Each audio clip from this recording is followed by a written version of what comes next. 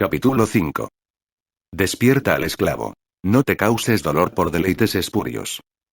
Todas las absorciones se efectúan en una. Un método corregirá todo lo incorrecto. Al principio y al final hay que hacer dos cosas. Sé paciente, ocurra una u otra cosa. Observa dos preceptos, incluso si con ello arriesgas la vida. Supera las tres dificultades. Abraza las tres partes de la causa principal. Medita sobre las tres cosas que no deben ser destruidas. Haz que las tres sean inseparables de la virtud. Una antigua historia.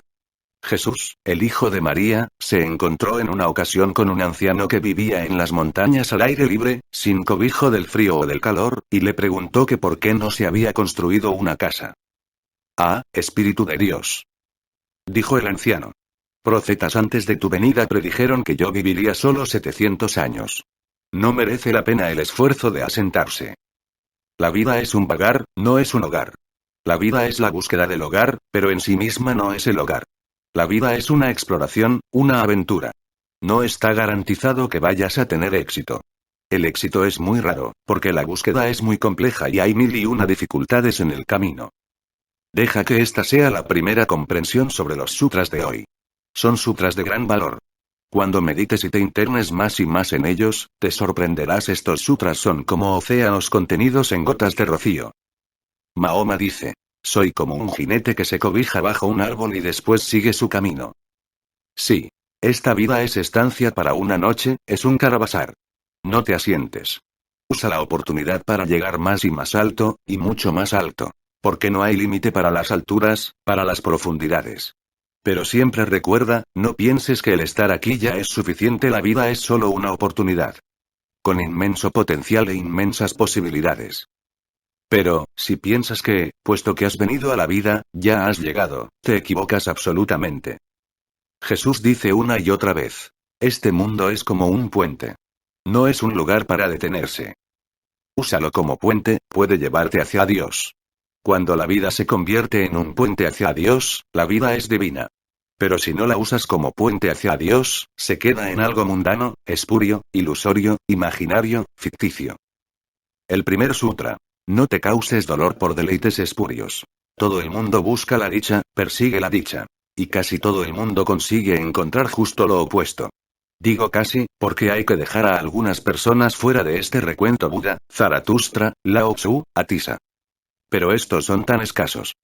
Son excepciones. Tan solo confirman la regla. Así que digo que casi todo el mundo que busca la dicha encuentra la miseria y el sufrimiento. La gente intenta entrar en el cielo, pero cuando consiguen llegar allí, de repente se dan cuenta de que se trata del infierno. En alguna parte debe haber un gran malentendido. El malentendido es que aquellos que buscan placer encontrarán dolor. Porque el placer es solo un camuflaje, se trata del dolor mismo escondido detrás de una cortina. El placer es una máscara, lágrimas escondidas en sonrisas, espinas aguardándote en flores. Todo el mundo puede verlo, porque es muy obvio, todo el mundo lo experimenta una y otra vez. Pero el hombre es un animal que no aprende nunca. Aristóteles ha definido al hombre como animal racional. Esto es una solemne tontería. El hombre es el ser más irracional que puedas encontrar. El hombre podría ser racional, pero no lo es. Así que esa no es la definición del hombre tal y como es. Esa es la definición del hombre tal y como debería ser. Buda, sí. Mahoma, sí. Ellos son seres racionales. Racionales en el sentido de que viven inteligentemente, de que viven sabiamente. En el sentido de que usan toda oportunidad para crecer, para madurar, para ser. Pero millones de seres humanos, el 99,9% de la gente no son seres racionales, son seres absolutamente irracionales. La primera irracionalidad es que la gente repite la misma experiencia una y otra vez y no aprende nada, sigue igual. ¿Cuántas veces te has enojado y qué has aprendido de ello? ¿Cuántas veces has sentido celos y qué experiencia has ganado? Vas pasando por experiencias pero no te afectan en nada. Sigues siendo inmaduro. Tu modo de vida es muy irracional, muy ininteligente. La persona inteligente será capaz de ver fácilmente que al buscar placer lo único que encuentras es dolor. ¿Y cuáles son en realidad esos placeres? Unos muy espurios. Alguien quiere hacer una gran casa, ¿y con cuántos problemas tiene que enfrentarse? ¿Y cuánto tiene que sufrir? ¿Y cuántas ansiedades? ¿Y cuántos ataques de nervios? Dicen que si de verdad eres una persona con éxito tendrás un ataque al corazón entre los 42 y los 48 años. Si no tienes un ataque al corazón antes de los 50, has malgastado tu vida, eres un fracaso. No has intentado tener éxito, no has tenido la suficiente ambición. La gente ambiciosa está condenada a tener ataques al corazón. Los más ambiciosos tendrán ataques de nervios. Si no necesitas un psiquiatra, eso significa simplemente que no has usado tu mente de manera ambiciosa. Y la sociedad entera tiene sus engranajes ajustados a la ambición. El sistema educativo produce solo mentes ambiciosas. Es decir, pacientes potenciales del psicoterapeuta. Parece que hubiera una conspiración. El sistema educativo solo crea gente para los médicos, los sacerdotes y los psicoterapeutas. El sistema entero parece estar enfermo. Enfermo de muerte. No está creando un ser humano saludable, vivo, radiante. No está creando un ser alegre, celebrante, festivo. El sistema no te enseña cómo hacer de tu vida un festival. Aquello que te enseña te mete más y más adentro del infierno. Y tú lo sabes. Porque no estoy hablando de sistemas de pensamiento especulativos, estoy hablando simplemente de tu psicología, de tu estado de ser. Atisa tiene razón. Dice. No te causes dolor por deleites espurios. ¿Cuánto sufrimiento te has creado? ¿Y para qué? Unos quieren una casa un poco más grande, un saldo un poco mayor en el banco, un poco más de fama, un poco más renombre, más poder. Otros quieren llegar a ser presidente o primer ministro. Todas esas cosas son espurias, porque la muerte se las va a llevar. Esa es la definición de espurio. Solo lo que la muerte no se pueda llevar es verdadero. Todo lo demás es falso. Todo lo demás está hecho del mismo material del que están hechos los sueños. Si persigues cosas que la muerte se va a llevar, entonces tu vida es un cuento contado por un idiota, lleno de ruido y furia, que no significa nada. Nunca conseguirás nada significativo. Y sin algo significativo, ¿cómo puede haber una canción? Y sin algo significativo, ¿cómo vas a decir que he vivido? El árbol no ha florecido, el árbol no ha dado sus frutos. ¿Para qué hablar de frutos y flores? Ni siquiera las hojas le han salido. Millones de personas nacen como semillas y mueren como semillas. De la cuna a la tumba. Su historia es la historia de una vida sin rumbo. Una historia accidental. Y el resultado final es gran dolor. La idea del infierno solo simboliza el gran dolor que te creas mediante un modo de vida incorrecto. Atisa dice. No te causes dolor por deleites espurios. Entonces, ¿qué es lo que hay que hacer? Piensa en algo más elevado. Algo que esté más allá de la muerte, algo que no pueda ser destruido, algo que sea indestructible, algo que trascienda el tiempo. Y no se creará el dolor. Si buscas lo supremo, cada momento de tu vida tendrá más y más paz, más y más calma, serenidad, frescor, fragancia. Si buscas lo supremo, si buscas la verdad, o buscas a Dios, o el nirvana, o como quieras llamarlo. Si vas en busca de lo más profundo y de lo más elevado de la vida, y no persigues cosas espurias, entonces la misma búsqueda traerá una nueva cualidad a tu ser. Te sentirás enraizado, integrado. Te sentirás centrado.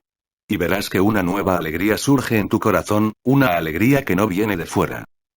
La verdadera alegría nunca viene de fuera, es la alegría espuria la que viene de fuera. La muerte puede llevarse solo lo que viene de fuera. La muerte sucede fuera, nunca sucede dentro. La muerte sucede en el exterior, nunca sucede en el interior. El interior es eterno. Tu interioridad está más allá de la muerte. Siempre ha estado ahí, siempre estará ahí. Pero tú no eres consciente de ello. Tú sigues persiguiendo sombras, mientras que lo verdadero espera a que mires dentro, a que te vuelvas hacia dentro, a que te sintonices con lo de dentro. Así que, primero busca aquello que es inmortal. Y tarde o temprano llamarás a las puertas del cielo. Lo segundo es por qué, en primer lugar, persigues placeres espurios. Una mujer, un hombre, ¿por qué persigues placeres espurios? ¿Cuál es la razón subyacente? La razón es que ya vives con dolor. Quieres olvidar completamente ese dolor. Quieres ahogar tus penas en el alcohol, en el sexo, en el dinero, en la política de fuerza. Quieres ahogar tus penas en algo. Los políticos pueden decir tranquilamente que la prohibición es necesaria, porque ellos tienen a su disposición una droga mucho más peligrosa.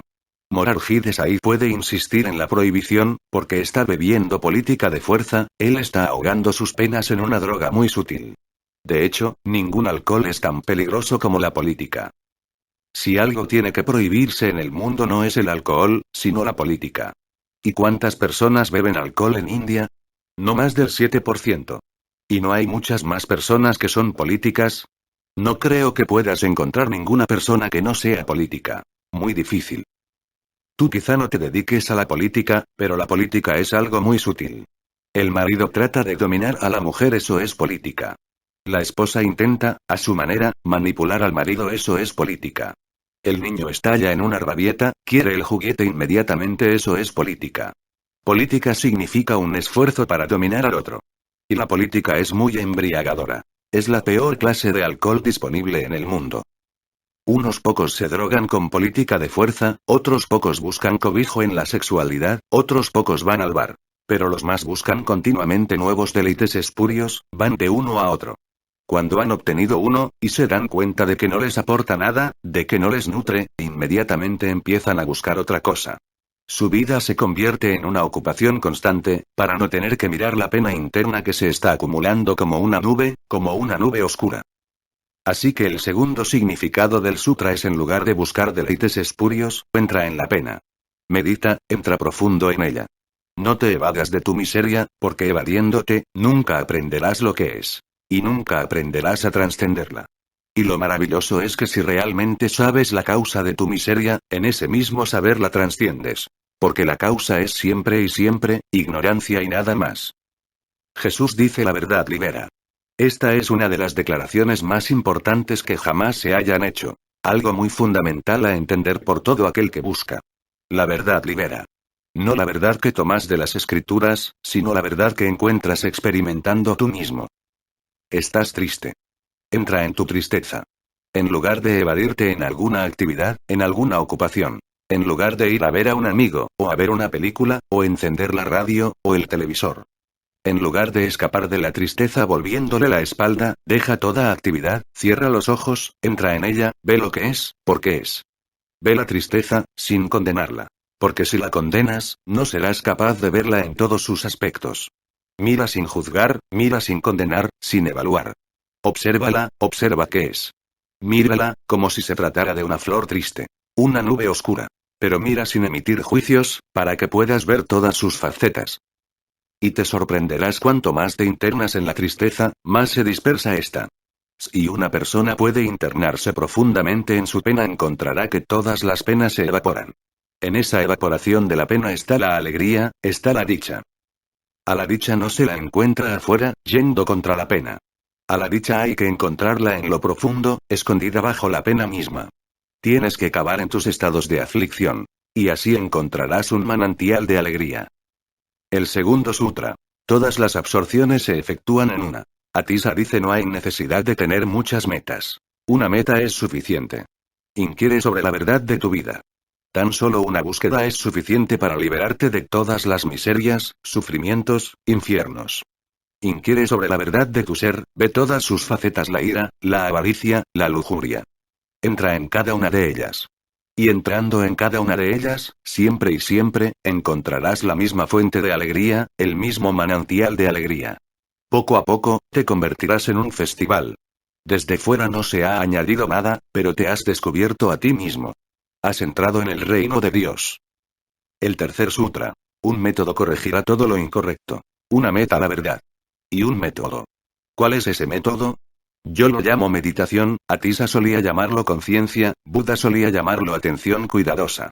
Estas son diferentes palabras para la misma cualidad, la cualidad de mantenerte atento, alerta, despierto. Atisa es muy matemático. Ningún gran matemático puede ser tan matemático como lo es él. Atisa se mueve paso a paso. Primero dice: no busques deleites espurios. Eso es extraviarse. No escapes de tu estado de aflicción. Entra en él. Deja que esto se convierta en tu única meta, la búsqueda de la verdad de tu ser. Atisa no está hablando de una verdad que habite en alguna parte del firmamento, no está hablando de ninguna verdad filosófica. Está hablando acerca de la verdad que tú eres. Está hablando de ti. Atisa es completamente psicológico, no está hablando de cuestiones metafísicas. A continuación, el método. Atisa es tan rápido. Ni siquiera desperdicia una palabra, ni siquiera una palabra superflua. Atisa es tan telegráfico. Ese es el significado de la palabra sutra. Sutra significa muy telegráfico. En los días en que Atisa escribió estos sutras había gran necesidad de ser breve, condensado, telegráfico. La gente tenía que recordarlos, porque no había libros. Así que lo mejor era crear sutras muy condensados, fáciles de recordar. Un método corregirá todo lo incorrecto. Ese método es la conciencia. Existen muchas enfermedades pero solo existe una salud. La cualidad de la salud es una, siempre la misma. El bienestar que produce la salud es el mismo en todas las personas. Las enfermedades son millones, las cosas incorrectas muchas. Pero la llave que abre todas las puertas, la llave maestra, es solo una. Y en lugar de podar las ramas, en lugar de cortar las hojas, ¿por qué no cortar la raíz misma? Hay mucha gente que poda las ramas y corta las hojas constantemente. A estos se les conoce como moralistas. La persona moral es una persona un poco estúpida. Estúpida en el sentido de que piensa que con cortar las hojas va a destruir el árbol. De esta manera no lo va a destruir. Cortas una hoja y el árbol te responde con 3 hojas en su lugar. El follaje se hará más espeso. Cortas una rama y el árbol llevará su savia y sus jugos a otra rama, y esa otra rama se hará más grande y más gruesa. Esto es lo que sucede en tu vida. Alguien está en contra del sexo, alguien reprime el sexo, corta esa rama. Ahora toda la energía se convierte en ira. Puedes encontrar historias en las escrituras indias, como la de Durvasa, un llamado gran Mahatma, que reprimió totalmente su energía sexual, y todo él se convirtió en ira, se volvió rojo de ira. Y tiene que suceder así. No puedes destruir ninguna energía. Nunca. No es posible, por la naturaleza misma de las cosas. Las energías solo se pueden transformar, nunca destruir. Si tapas una salida, la energía empezará a fluir por otra. Si cierras la puerta de delante, entonces sale por la de atrás. Y por la puerta de atrás la energía es más peligrosa, porque hace de tu vida una vida hipócrita, hace que tu vida sea doble. Empiezas a vivir de una forma dual, dices una cosa y haces otra, muestras una cosa y eres otra. Cada vez estás más dividido. Mi énfasis es exactamente el mismo que el de Atisa. Vienes a mí con 1001 problemas, pero mi respuesta es siempre la misma. Si vienes con ira digo sé consciente de ella. Si vienes con avaricia digo sé consciente de ella. Si vienes con lujuria digo sé consciente de ella. Porque la conciencia corta la raíz misma. ¿Y cuál es la raíz? La inconsciencia es la raíz. Uno puede enojarse solo si es inconsciente. Intenta estar enojado y ser consciente al mismo tiempo y verás que es imposible. O eres consciente, y a la ira ya no se la encuentra, o estás enojado, y la conciencia ha desaparecido. Hasta ahora nadie ha sido capaz de hacer coincidir las dos cosas al mismo tiempo. Y no creo que tú vayas a ser la excepción. Inténtalo. Es posible que creas que están sucediendo las dos cosas simultáneamente, pero si observas minuciosamente, lo verás cuando la conciencia está ahí, la ira no está. Cuando la ira está ahí, la conciencia no está. La falta de conciencia es la raíz de toda enfermedad, por eso la conciencia es la única medicina. Buda dice: soy un médico. Y en una ocasión alguien le preguntó: dices una y otra vez que eres un médico, pero no veo ninguna medicina por aquí, ¿qué medicinas aplicas? Él dijo: mi medicina es solamente una ser consciente. Prescribo conciencia. Y la conciencia no la puedes encargar en la farmacia. Tienes que cambiar tu química interna para crearla. Tienes que cambiar tu química interna. Ahora mismo tu química interna funciona de tal manera que produce ignorancia, inconsciencia. Pero esto puede cambiarse, puede desautomatizarse. En los sutras siguientes encontrarás cómo hacerlo. Pero recuerda, un método es suficiente para corregir todo el mal. Ese método es ser consciente. ¿Y cómo sabrás que lo has conseguido? La conciencia es algo interno, está tan profunda que nadie puede verla. Aún así, si te haces consciente, todo el mundo que tenga un poco de inteligencia, que tenga ojos para ver, se dará cuenta de ello. Porque cuando la conciencia sucede en el núcleo interno, la compasión empieza a irradiar, el amor empieza a irradiar. Buda dice: enciende la vela de la conciencia en tu corazón, y todo tu ser irradiará compasión. La compasión es la prueba. Recuerda, a no ser que suceda la compasión, debes estar engañándote, debes estar haciendo alguna otra cosa en lugar de ser consciente. Por ejemplo, puedes probar con la concentración. La concentración no es conciencia y la persona que la practica nunca mostrará compasión. La compasión no es consecuencia de la concentración. Concentración significa enfocar la mente, reducir su atención a un solo punto. La mente concentrada se vuelve muy poderosa. Pero recuerda, la mente concentrada es mente, y muy poderosa. Por eso es más peligrosa que nunca. La concentración es el método de la ciencia. La conciencia es totalmente diferente. La conciencia no es enfocar. La conciencia es un estado de alerta sin foco. Por ejemplo, ahora mismo me estás escuchando. Puedes escucharme de una manera concentrada, puedes enfocarte en mí. Entonces no escucharás a los pájaros y su canción, entonces no escucharás el ruido de la calle. Entonces no eres consciente, entonces tu mente se ha estrechado mucho. La conciencia no es el estrechamiento de la mente sino la desaparición de la mente. El estrechamiento de la mente hace que la mente sea más mente. Por eso la mente hindú es más mente, la mente maometana es más mente, la mente comunista es más mente. Porque todas ellas son estrechamientos. Unos están enfocados en el Capital, o en el Manifiesto Comunista. Otros están enfocados en el Corán, o en el Dhammapada, otros en el Gita, otros en la Biblia. Gente enfocada. Esta gente crea mentes estrechas en el mundo. Crea conflicto. Esta gente no aporta compasión.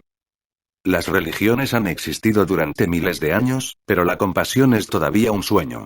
No hemos sido capaces de crear un mundo que sepa lo que es el amor, que sepa lo que es la amistad, la hermandad. Sí, hablamos de ello, hablamos demasiado acerca de esas bellas cosas. De hecho, la charla se ha vuelto nauseabunda. Esa charla le pone a uno enfermo. Tendría que parar. Basta de charlas sobre la hermandad y el amor y esto y lo otro. Hemos hablado de ello durante miles de años sin que haya servido de nada. La razón es que la mente concentrada se vuelve una mente estrecha, se vuelve más mente. Y el amor no es una función de la mente, el amor es una función de la no mente. O llámalo corazón, que significa lo mismo. No mente y corazón son sinónimos. Ser consciente significa escucharme sin enfocarse. Alerta, por supuesto, sin dormirse. Pero alerta a estos pájaros, a su canto. Alerta al viento que corre entre los árboles, alerta a todo lo que está sucediendo. La concentración excluye mucho, incluye poco. La conciencia no excluye nada, lo incluye todo. La conciencia es un estado de no mente. Eres, pero no estás enfocado. Eres tan solo un espejo que lo refleja todo, que devuelve la vibración de todo, como un eco. Ves su belleza y su silencio y su quietud. De repente, eres pero no eres. Y el milagro comienza a suceder. En este silencio, sentirás compasión. Compasión por todos los seres que sufren. Y esto no es necesario practicarlo. Viene por sí mismo. Atisa dice conciencia en el interior, compasión en el exterior. La compasión es la cara externa de la conciencia, lo exterior de la conciencia. La conciencia es tu interioridad, tu subjetividad. La compasión es el relacionarte con los demás, el compartir con los demás. El cuarto sutra. Al principio y al final hay que hacer dos cosas. Con principio se quiere indicar la mañana. Con final, la noche. Por la mañana recuerda una cosa, dice Atisa. Que un nuevo día, una nueva oportunidad, te ha sido concedida de nuevo. Siéntete agradecido. La existencia es tan generosa. Has desperdiciado tantos días. Y se te ha concedido un día de nuevo. La existencia tiene puestas en ti tantas esperanzas. Has estado desperdiciando y desperdiciando, sin hacer nada. Has desperdiciado tantas valiosas oportunidades. Y tiempo y energía. Pero la existencia todavía tiene esperanzas. Se te concede un día más. Atisa dice por la mañana recuerda, es un nuevo día, un nuevo comienzo. En lo profundo de tu corazón toma la decisión de que hoy no voy a malgastar esta oportunidad. Basta ya. Hoy voy a ser consciente, hoy voy a estar alerta, hoy voy a dedicar tanta energía como sea posible a una sola causa, la causa de la meditación. Meditaré en todos mis actos. Realizaré mis actividades, las actividades normales diarias, pero con una nueva cualidad les aportaré la cualidad de la conciencia. Da la bienvenida al nuevo día. Siéntete agradecido, feliz de que la existencia todavía confíe en ti. Todavía hay una posibilidad, la transformación puede suceder todavía. Empieza el día completamente decidido. Y por la noche siéntete de nuevo agradecido de que se te haya concedido este día. Y siente gratitud por todo lo que ha sucedido, por lo bueno y por lo malo, por la felicidad y por la infelicidad. Porque todos esos acontecimientos son tus maestros. Todo es una oportunidad. Tomado correctamente, todo momento es una ayuda en el camino. El fracaso ayuda a crear conciencia tanto como el éxito. A veces, de hecho, el fracaso ayuda a crear más conciencia que el éxito. El éxito hace que te duermas. Con la felicidad la gente se olvida. Con la felicidad nadie se acuerda de Dios. Con la infelicidad, de repente, viene el recuerdo. El hombre que es capaz de recordar, incluso cuando es feliz, es un hombre afortunado. Afortunado el hombre que es capaz de recordar cuando todo va bien y sin problemas. Cuando la mar está brava, todo el mundo se acuerda de Dios. Eso no tiene nada de particular, eso es simplemente a causa del miedo. En una ocasión sucedió que un barco con muchos peregrinos surcaba los mares en dirección a la Meca. Iban de peregrinaje. Y estaban sorprendidos por una cosa, todos eran peregrinos que se dirigían al lugar más sagrado, todos rezaban cada día las 5 oraciones prescritas para los mahometanos. Todos, excepto un místico sufí. Pero el místico irradiaba tanta alegría, que nadie se atrevía a preguntarle el porqué de su conducta. Y un día que la mar estaba muy embravecida, el capitán dijo: todo parece indicar que no hay posibilidad de salvarse. Así que, por favor, rezad vuestra última oración, el barco se hunde. Y todo el mundo se puso a rezar, excepto el místico sufí. Esto ahora ya no se podía transigir. Entre todos le rodearon. Estaban llenos de ira y dijeron: tú eres un hombre de Dios. Te hemos observado y nunca has rezado. Pero por respeto, porque te tenemos por hombre santo, no hemos dicho nada. Sin embargo, ahora esto es intolerable. El barco se está hundiendo y tú eres un hombre de Dios. Si rezas, tu plegaria será escuchada.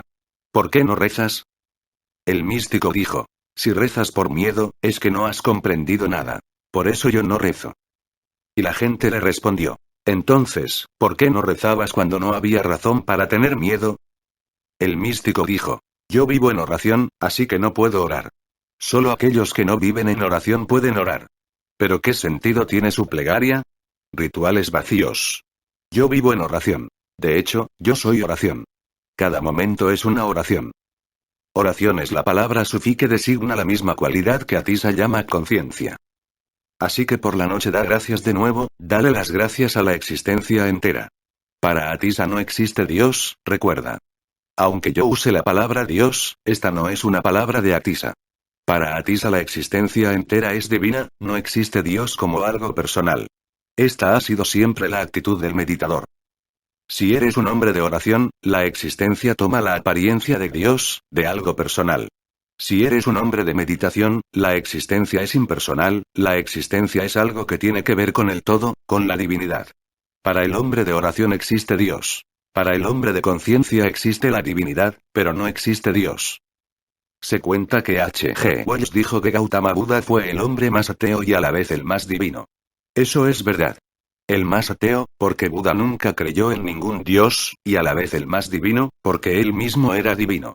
Él mismo fue tan divino como jamás se pueda ser, o tener la esperanza de llegar a ser. Así que a la noche, siéntete agradecido por todo lo que ha sucedido durante el día. Y 2 cosas más: recuerda cuando fracasaste durante el día en ser consciente y en ser compasivo. Simplemente, recuerda. Atisa no dice que te arrepientas. Simplemente, recuerda.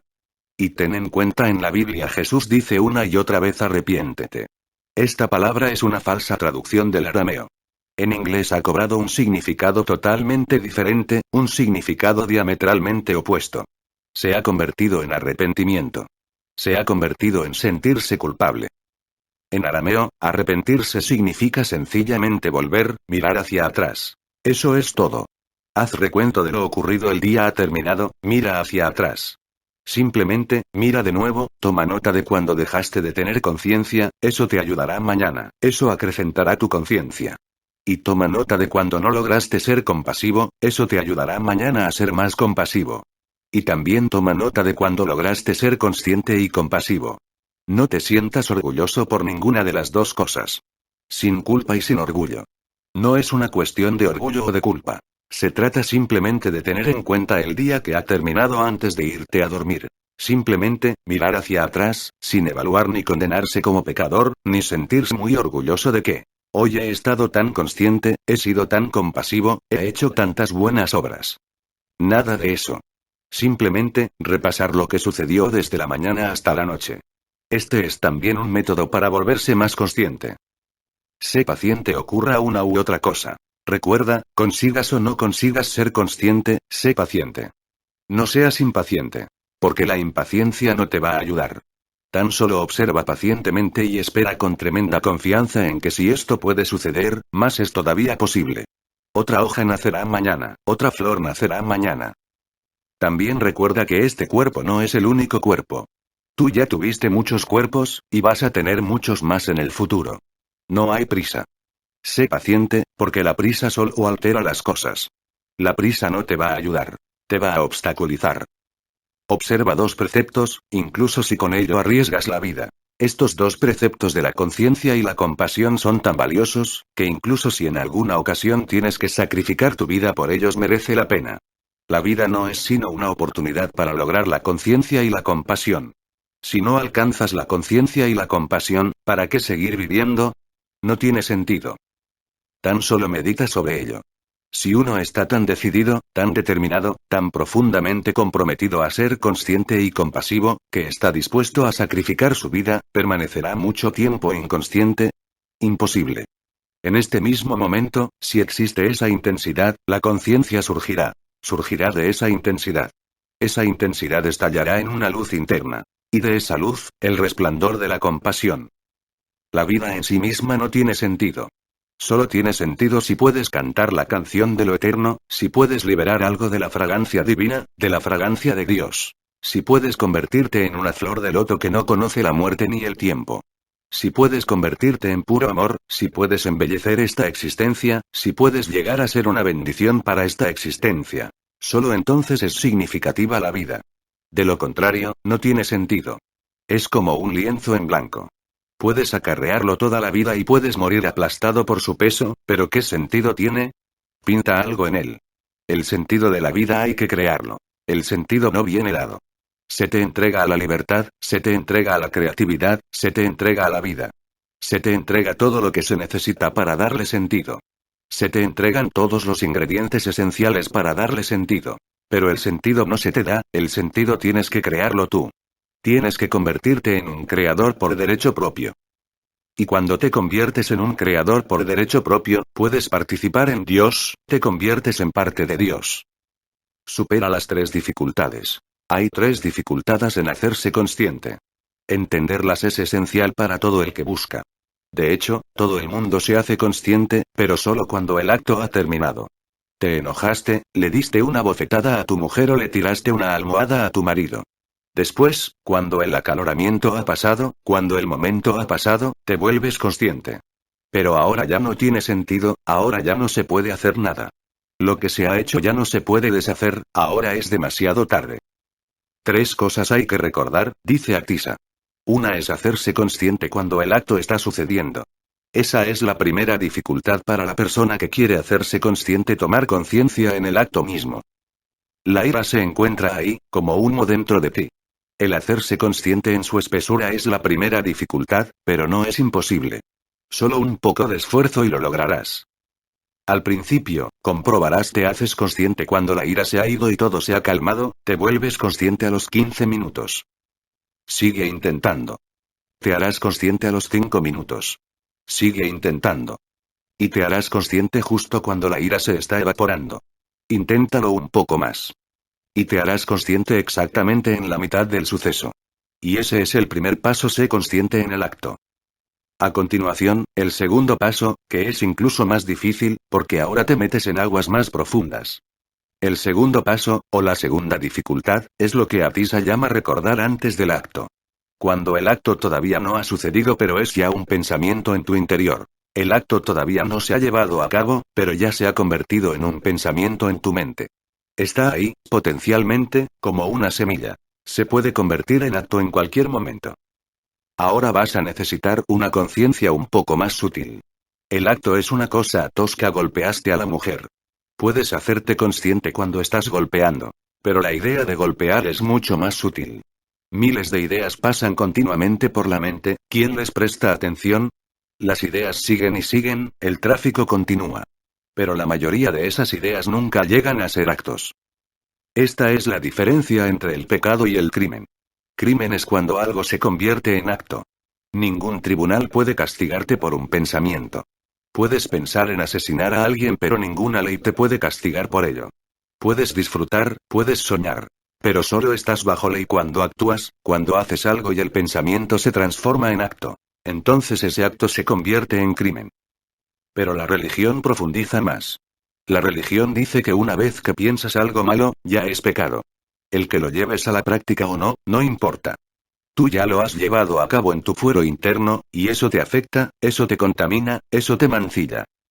La segunda dificultad, dice Actisa, es atrapar al pensamiento cuando está surgiendo en ti.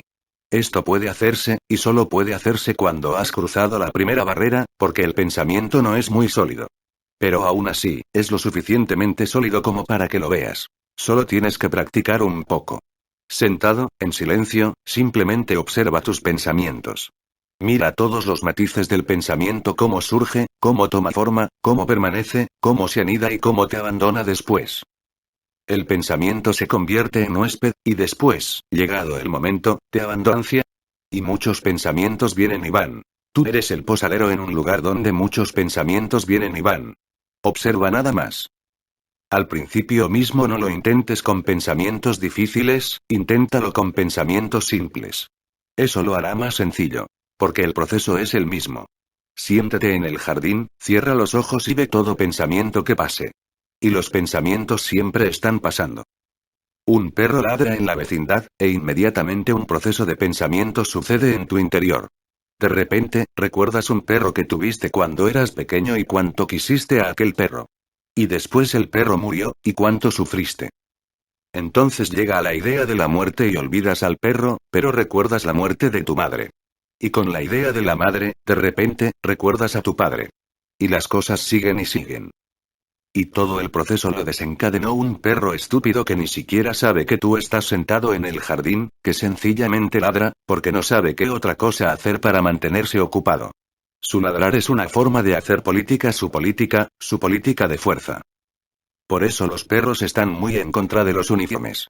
Un policía, un cartero, un sanyasin. Y el perro se pone muy furioso. Los perros no toleran los uniformes. ¿Cómo te atreves a andar con uniforme? ¿Estás intentando dominarlos?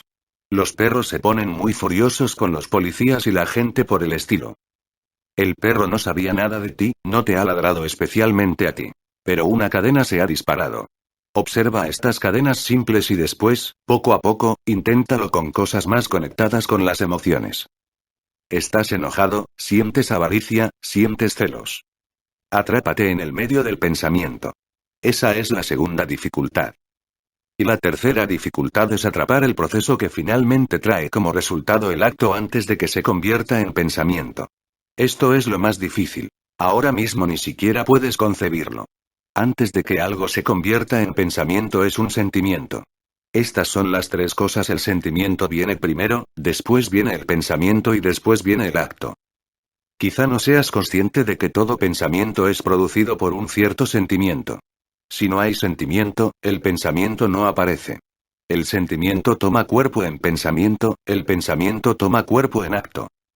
Ahora tienes que hacer casi lo imposible: atrapar a un cierto sentimiento. ¿No lo has observado algunas veces? No sabes por qué te sientes molesto, no hay realmente ningún pensamiento que lo cause, pero te sientes molesto. Algo se está preparando de manera subterránea, algún sentimiento está ganando fuerza. A veces te sientes triste.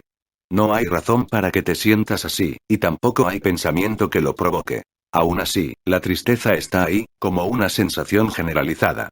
Eso significa que un sentimiento está tratando de emerger a la superficie, la semilla del sentimiento está enviando sus hojas desde el suelo. Si eres capaz de hacerte consciente del pensamiento, entonces, tarde o temprano, serás consciente de los sutiles matices del sentimiento. Estas son las tres dificultades. Atisa dice: supera las tres dificultades. Y si puedes hacer estas tres cosas, de repente entrarás en el núcleo más profundo de tu ser. La acción es lo más lejano del ser, después viene el pensamiento, después viene el sentimiento. Y en el sentimiento, escondido en el sentimiento, está tu ser. Ese ser es universal. Ese ser es la meta de todos los meditadores, la meta de todos aquellos que rezan. A ese ser puedes llamarle Dios, Atman, yo, no yo. Llámalo como quieras, pero esa es la meta. Y hay que pasar estas tres barreras. Estas tres barreras son como tres círculos concéntricos alrededor del centro de tu ser. Ahora un sutra muy importante. Los 3 últimos sutras son sencillamente oro. Guárdalos en tu corazón, te van a nutrir, te van a fortalecer, te van a transformar. Particularmente para mis sannyasins esos sutras son de un valor inmenso. Abraza las 3 partes de la causa principal. ¿Cuáles son esas 3 partes de la causa principal? En la tradición de Buda hay 3 cobijos famosos.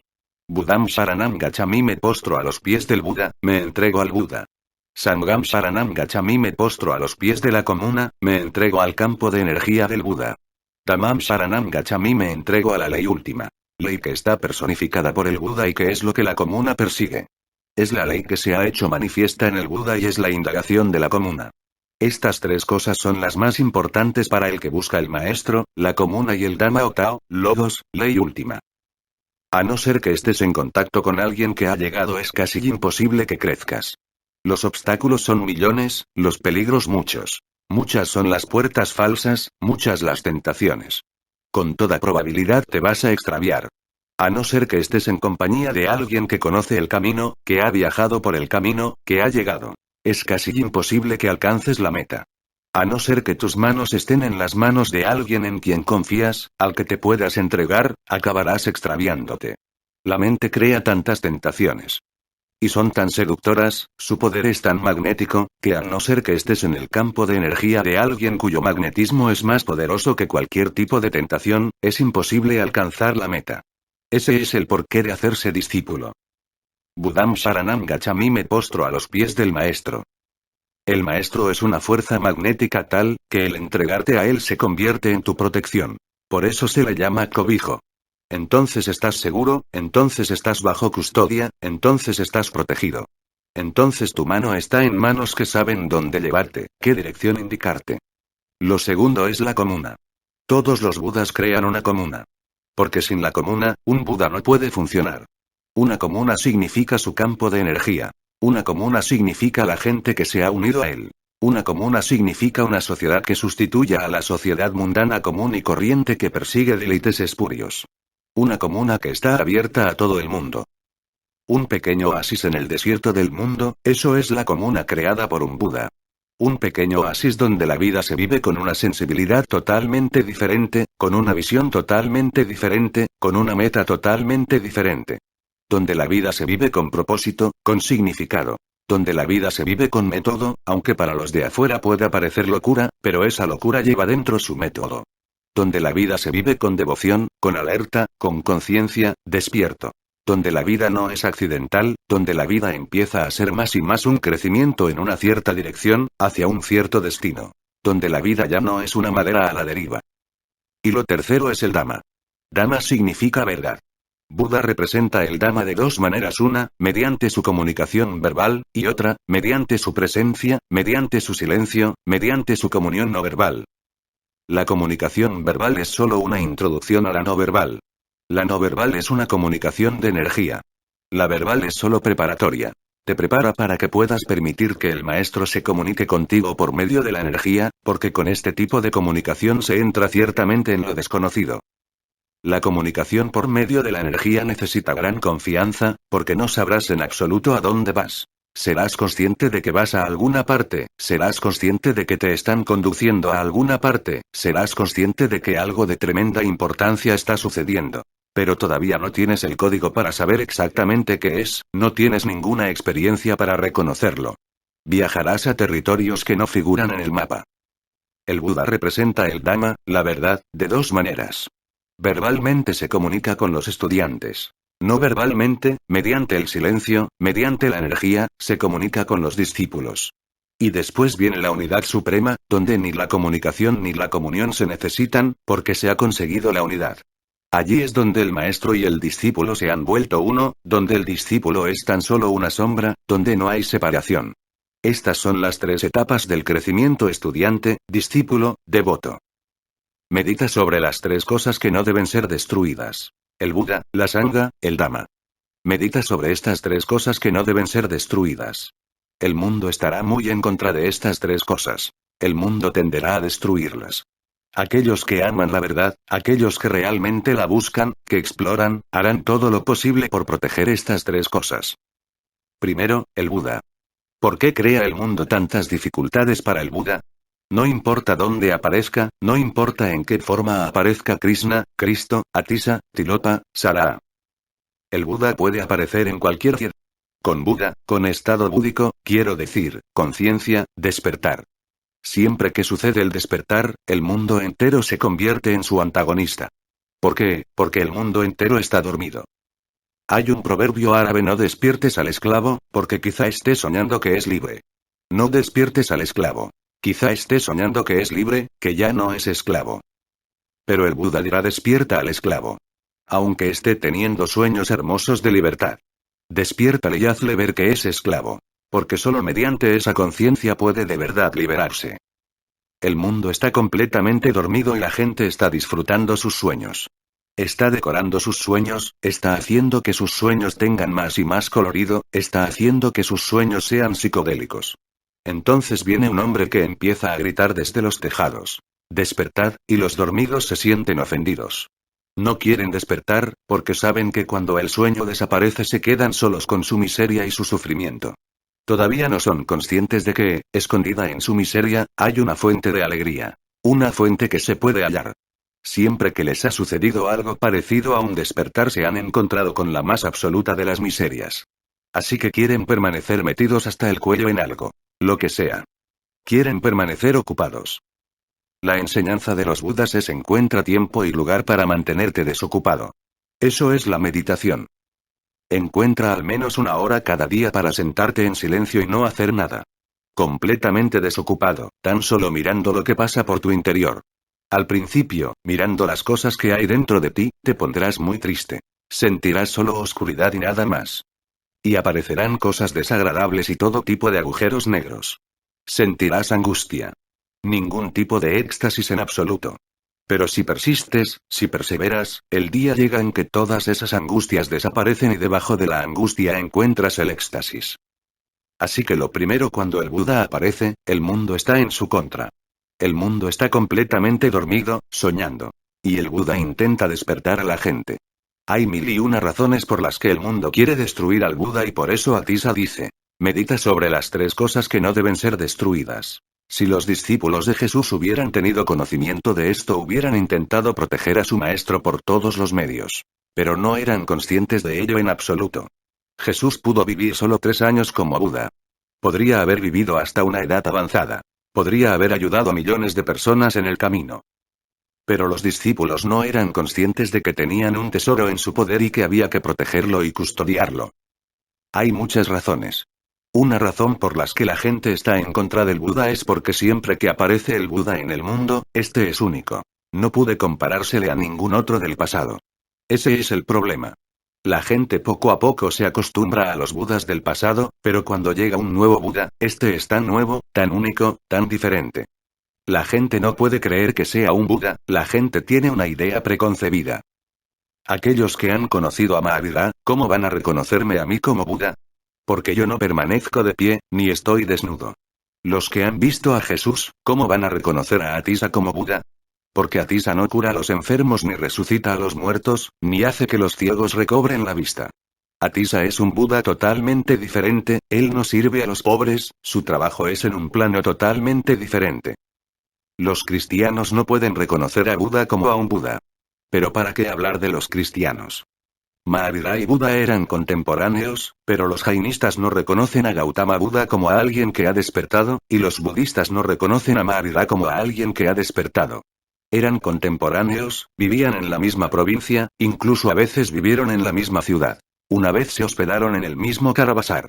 Pero cada Buda tiene una cualidad única, incomparable. Por eso ninguno de los Budas anteriores puede usarse como criterio. Esto crea dificultades. Los Budas son irreconocibles, porque tu vida no posee la experiencia que se necesita para reconocer a un Buda. La persona sexual puede reconocer lo sexual, la persona interesada en el dinero puede reconocer a aquel que tiene ese interés, pero ¿cómo vas a reconocer a un Buda? No tienes experiencia alguna de la conciencia. En el Buda solo verás tu propia mente reflejada. Es natural. El Buda no hace concesiones. Eso crea problemas. El Buda no puede hacer concesiones. La verdad no puede transigir con ninguna mentira. Mentiras de conveniencia. El Buda no parece ser muy sociable y algunas veces parece ser antisocial. El Buda nunca satisface las esperanzas de las multitudes. No puede. No está aquí para seguirte a ti. Solo hay una manera: si quieres estar con él, puedes seguirle. Si no, fuera. El Buda no puede satisfacer tus esperanzas. Tus esperanzas son necias, tus esperanzas son tus esperanzas nacidas de la falta de conciencia y la ceguera. ¿Qué valor pueden tener? El Buda es siempre rebelde, antitradicionalista, inconformista. Eso crea problemas. El Buda no pertenece al pasado. De hecho, el futuro le pertenece a él. El Buda siempre se adelanta a su tiempo, el Buda es un nuevo nacimiento de Dios. Todo esto es suficiente para que una sociedad de ciegos, locos, hambrientos de poder, ambiciosos egoístas, todo tipo de neuróticos, psicópatas. Todo esto es suficiente para que esa multitud se agrupe y destruya cualquier posibilidad de que un Buda exista. Y también están en contra de la Sangha. Incluso todavía más en su contra. Pueden tolerar a un Buda si está solo. Ellos saben que solo, ¿qué puede hacer? Han tolerado a Krishnamurti más fácilmente de lo que me toleran a mí. ¿Qué puede hacer Krishnamurti? Puede venir y hablar, y la gente le escucha. Y le han estado escuchando durante 50 años y no ha sucedido nada. Así que puede hablar unos pocos años más. Con él no hay por qué preocuparse. Yo también he estado solo, viajando por todo el país de un rincón a otro.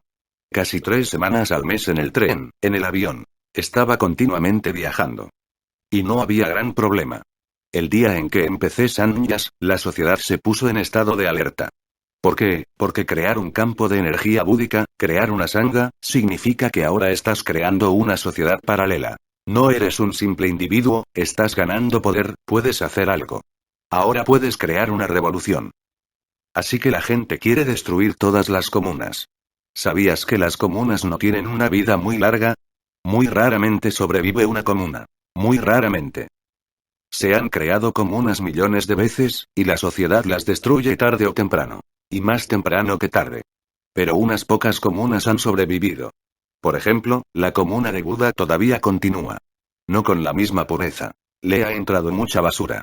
No es la misma agua cristalina que puedes ver en Gangotri, donde nace el Ganges. Ahora la comuna de Buda es como el Ganges en las proximidades de Benares sucio, con cadáveres flotando. Le han vertido todo tipo de basuras. Pero todavía está vivo. Muchas comunas han desaparecido completamente. Por ejemplo, ninguna comuna de Lao Tzu ha sobrevivido, ninguna comuna de Zaratustra ha sobrevivido. Sí, unos pocos seguidores andan por ahí, pero no existen comunas. Ninguna comuna de Saraa, de Tilopa, de Atisa, ha sobrevivido. Todos ellos crearon comunas. Pero la sociedad es realmente grande, enorme, poderosa. Cuando el maestro está vivo quizá la comuna pueda sobrevivir, pero una vez que el maestro se ha marchado, la sociedad empieza a destruir la comuna desde todas las direcciones posibles. Atisa dice: medita sobre las 3 cosas que no deben ser destruidas. Y la tercera es el Dhamma, la verdad. El mundo está en contra de la verdad, el mundo vive de mentiras. Las mentiras son muy cómodas, muy seguras, acogedoras. Y puedes crear mentiras a tu medida, de acuerdo a tus necesidades. La verdad nunca es a tu medida. Tú tienes que hacerte a la medida de la verdad, y eso es difícil. Mucha masa compacta de tu ser habrá que cortar para que encajes en la verdad. Tendrás que dejar tu ego para poder entrar en el templo de la verdad. Las mentiras son maravillosamente hermosas, no cuestan mucho, las hay por todas partes. Puedes ir de compras y adquirir montones de mentiras, tantas como quieras. Y lo mejor es que ellas se ajustan a ti, nunca requieren que tú te ajustes a ellas. Son muy amables, no requieren nada de tu parte. No te exigen, no te obligan a comprometerte. Están listas para servirte. La verdad no puede servirte, tú tendrás que servir a la verdad. Atisa te entrega una profunda comprensión. Particularmente, mis sannyasis tienen que recordarlo, tienen que meditar sobre ello. La comuna está aquí. La comuna ha empezado a suceder. La verdad se está compartiendo. Ahora tú tienes que ayudarla a sobrevivir, ahora tú tienes que protegerla. Para que pueda vivir mucho tiempo y servir a la humanidad durante mucho tiempo. Y el último sutra. Haz que las 3 sean inseparables de la virtud. Deja que esto sea tu virtud, tu religión: servir al Buda, servir a la comuna, servir a la verdad. Deja que esto sea tu única virtud, tu única religión. Por hoy es suficiente.